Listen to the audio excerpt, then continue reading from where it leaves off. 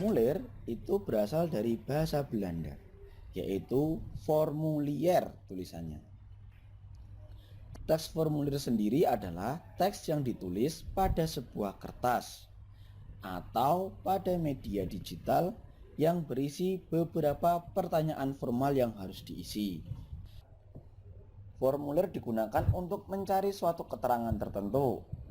Yang kedua, menghimpun data yang sama. Yang ketiga, menyampaikan informasi yang sama kepada beberapa bagian yang berbeda. Yang keempat, sebagai bukti fisik. Dan yang kelima, sebagai dasar petunjuk untuk bekerja atau melakukan sesuatu. Nah, sampai sini ada yang mau ditanyakan? Kalau ada, silakan ditulis di kolom komentar. Atau kita bisa lanjutkan ke komponen-komponen formulir. Saatnya episode kedua ya teman-teman.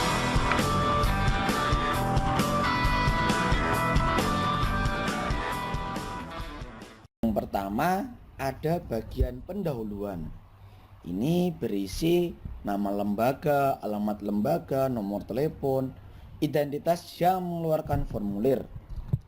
Yang kedua, bagian isi formulir yang berupa keterangan yang harus kita isi seperti nama lengkap, jenis kelamin, agama, dan lain sebagainya. Dan yang ketiga, bagian penutup.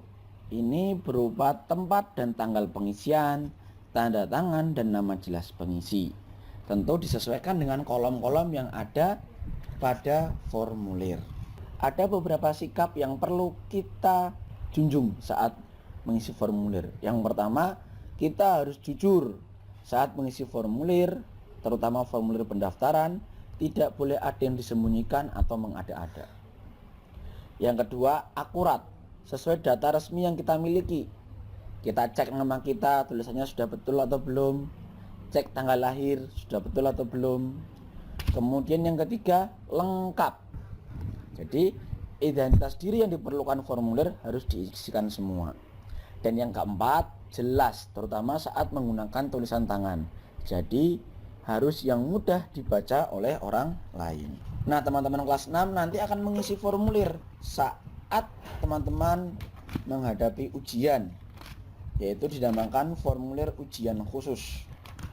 Teman-teman bisa melihat ini beberapa contoh formulir yang biasanya disediakan pada lembar jawaban saat ujian. Nah, teman-teman, selain formulir ujian khusus, ada juga yang namanya daftar riwayat hidup.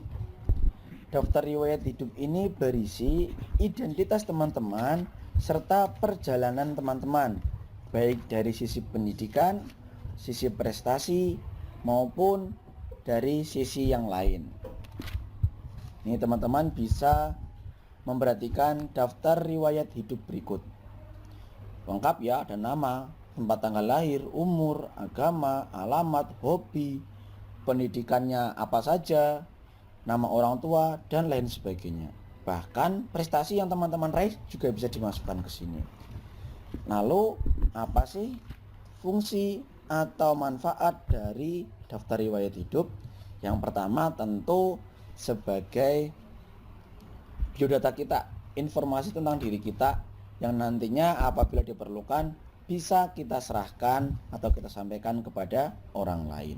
Nah, dalam kegiatan wirausaha teman-teman akan banyak sekali nanti berhubungan dengan formulir. Seperti misalkan formulir pengiriman barang, formulir penerimaan barang ya. Teman-teman yang pernah belanja online barangkali pasti pernah mengisikan daftar belanjaannya apa saja, jumlahnya berapa, dikirim ke alamat mana, spesifikasi barangnya seperti apa. Nah, itu juga bisa disebut sebagai formulir permintaan barang. Nah, ini teman-teman formulir ujian sekolah ya. Unik ini formulirnya teman-teman, atau formulir ujian khusus. Pengisiannya selain mengisikan dengan huruf kapital juga menggunakan tanda-tanda silang seperti yang disediakan dan diinstruksikan pada petunjuk. Karena formulir ujian khusus nanti akan dicek langsung dengan komputer sehingga ada petunjuk-petunjuk khusus. Nah, demikian teman-teman belajar tentang teks formulir. Semoga mudah dipahami ya. Tetap semangat, tetap rajin ibadah, dan jangan lupa untuk senantiasa bantu dan berbakti kepada orang tua. Terima kasih. Wassalamualaikum warahmatullahi wabarakatuh.